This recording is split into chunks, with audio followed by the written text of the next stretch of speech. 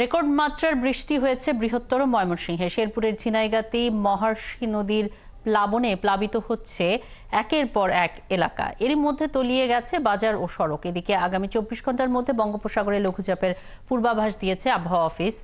কুয়াকাটা উপকূলে সমুদ্র রয়েছে উত্তাল অবস্থায়। সহকর্মীদের তথ্য ও ছবিতে প্রতিবেদন।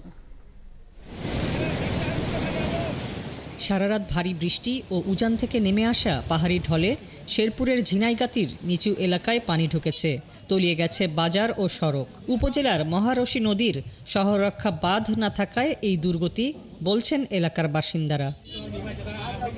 এদিকে শেরপুরের ভোগাই ও চেল্লাখালী নদীর পানি বিপদসীমার ওপর দিয়ে বইছে। শেরপুর পয়েন্টে বৃষ্টিপাত রেকর্ড করা হয়েছে 177 মিলিমিটার ও নলিতাবাড়ি পয়েন্টে 225 মিলিমিটার।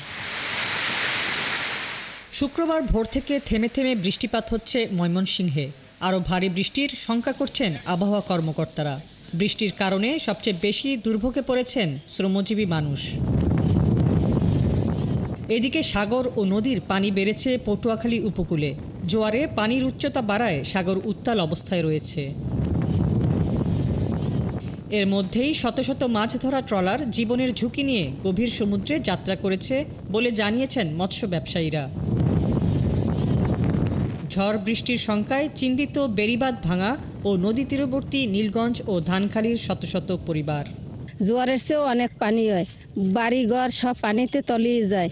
পুকুরে মাছ চাষ করছি নিজে গো সঞ্চার টাকা দিয়ে, তাও পানিতে ভাসে গেছে।